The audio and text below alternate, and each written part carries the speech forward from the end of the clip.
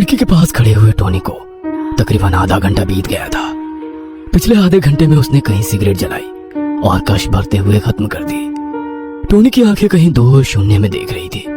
दिमाग अतीत के मीठे पलों को जोड़ते हुए बार बार वर्तमान के कड़वे क्षण तक आता तो वो गर्दन झटक कर फिर से कहीं दूर नजर टिकाकर एक नया स्मृति जाल बुनने लगता। टोनी के पापा एंथोनी पिछले 10 दिनों से इस अस्पताल में भर्ती थे। उनकी हालत हर गुजरते पल के साथ बिगड़ती जा रही थी। पूरा दिन पापा के सामने बैठे हुए वह झूठी हंसी चेहरे पर दिखाने की कोशिश में लगा रहता, लेकिन आज जैसे उसके सब्र का पैमाना छलकने को था। बचपन से लेकर आज तक के सारे पल उसकी आंखों के आगे घूम रहे थे और वो खुद को बेहद लाचार महसूस कर रहा था। रात के तकरीबन 1 बज रहे थे। बाहर जोरों की बरसात हो रही थी। दूर दूर तक सन्नाटा पसरा हुआ था। टोनी ने खिड़की के पास खड़ी होकर एक और सिगरेट सुलगाई और धीरे धीरे कश अंदर खींचने लगा। तभी उसकी नजर अस्पताल से कुछ दूर सड़क के किनारे लगे एक स्ट्रीट लाइट पर गई। स्ट्रीट लाइट की पीली रोशनी में गिरती हुई बारिश की बूंदें बहुत सुंदर लग रही थी। टोनी एक पल के लिए अपनी चिंताएं भूलकर उन बूंदों की झिलमिल में खो गया। अगले ही पल टोनी को उस स्ट्रीट लाइट की धुंधिया पीली सी रोशनी में एक अजीबोगरीब सी औरत दिखाई पड़ी। उस औरत को देखकर टोनी को कुछ सिहरन सी महसूस होने लगी। आधी रात के समय जब मूसलाधार बरसात में परिंदा भी सड़क पर नहीं दिखाई दे रहा था, अचानक ही एक औरत का यूं स्ट्रीट लाइट के नीचे अजीबोगरीब तरीके से नाचना उसे सख्ते में डाल रहा था। उस महिला ने सफेद रंग की हैट लगा रखी थी जिससे उसका चेहरा दिखाई नहीं पड़ रहा था। हाथों में सफेद रंग के ग्लव्स पहन रखे थे। पैरों में छोटी सी स्कर्ट और सफेद रंग का बॉडी सूट पहने वो अपनी उंगलियों को हवा में घुमाते हुए नाच रही थी। टोनी बड़े ध्यान से उस रहस्यमयी दिखने वाली औरत को देख रहा था। उसने महसूस किया कि जैसे वो अपनी उंगलियों को घुमाते हुए कोई अक्षर बना रही हो।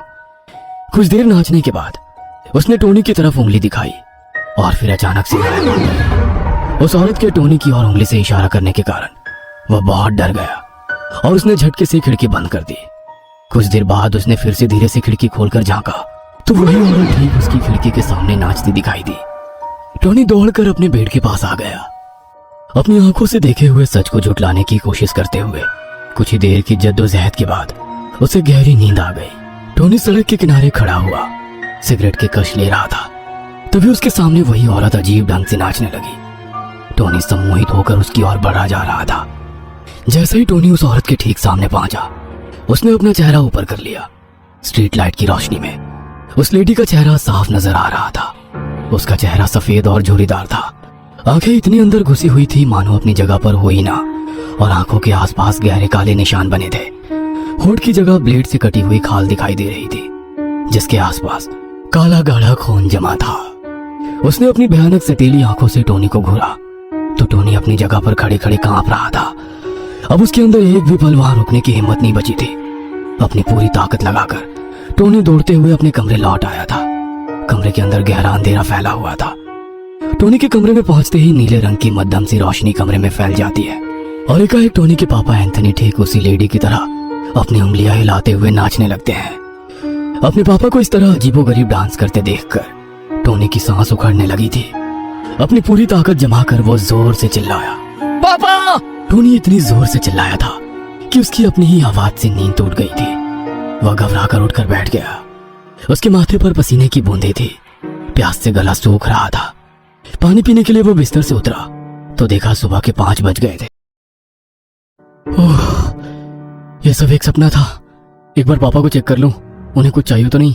टोनी पापा के बेड के पास जाकर उन्हें हाथ लगाता है, लेकिन उनका शरीर बिल्कुल ठंडा पड़ चुका था। सिस्टर, डॉक्टर, ओह गॉड, हेल्प मी! टोनी की आवाज सुनकर डॉक्टर दौड़ते हुए वहां आ जाते हैं। I can't believe, mister Anthony रात तक बिल्कुल स्टेबल थे। ये कैसे हुआ? कुछ समझ नहीं आ रहा है। But sadly he is no more. Doctor की बात सुनकर टोनी दीवार का सहारा लेकर पीछे को हट गया। उसे गहरा सदमा लगा था। अंतिम संस्कार करने के बाद वो अपने कमरे में गुमसुम बैठा कुछ सोच रहा था। अचानक ही उसे डांसिंग लेडी याद आई तो उसके चेहरे के भाव बदलने लगे।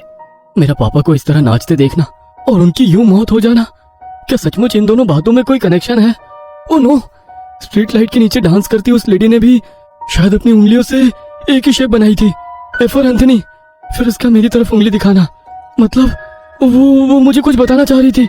ये बात दिमाग में कौंधते ही टोनी का रुआ रुआ डर से कांप उठा था। क्या मिस्ट्री है इस लेडी की? कौन है ये? इसे कैसे पता था कि पापा की मौत होने वाली है? एक एक करके ना जाने कितने सवाल उसके मन में आने लगे। टोनी के लिए अब एक भी पल अपने घर में ठहरना मुश्किल हो रहा था। उसने उसी समय अपनी गाड़ी निकाली और तेज रफ्तार से गाड़ी चलाते हुए शहर से बाहर निकल आया। सर्बिया की मेन सिटी से बाहर एक छोटी सी लेक के किनारे लकड़ी का बना हुआ ये छोटा सा फार्म हाउस बचपन से ही टोनी का फेवरेट था।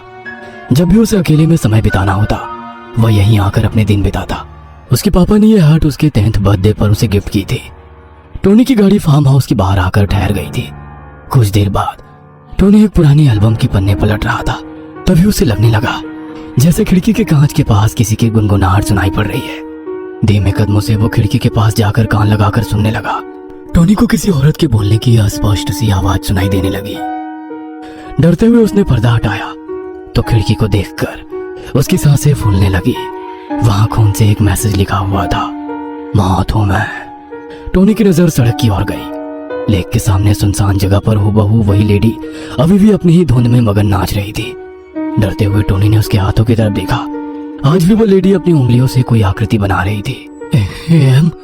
M for Michelle. No please don't. सब कुछ तो छीन चुकी हो।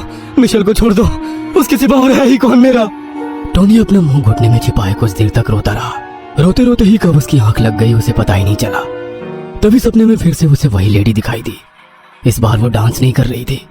हाथों से इशारा करके उसने टोनी को अपने पास बुलाया। टोनी एक भूत की तरह उसके इशारे पर उसकी ओर बढ़ने लगा। उसके कानों के पास आकर लेडी ने फुसफुसाते हुए इंग्लिश में कुछ कहा जिसका मतलब था, मौत हूं मैं, तुमसे तुम्हारा सब कुछ ले जाऊंगी। मृत्यु ही अंतिम सत्य है, चलो मेरे साथ चलो। कहते हुए वो लेडी टोनी का हाथ पकड़कर खींचने लगी। टोनी ने अपनी पूरी ताकत लगाकर उसे दूर धकेल दिया और अपना हाथ छुड़ाकर भागने लगा।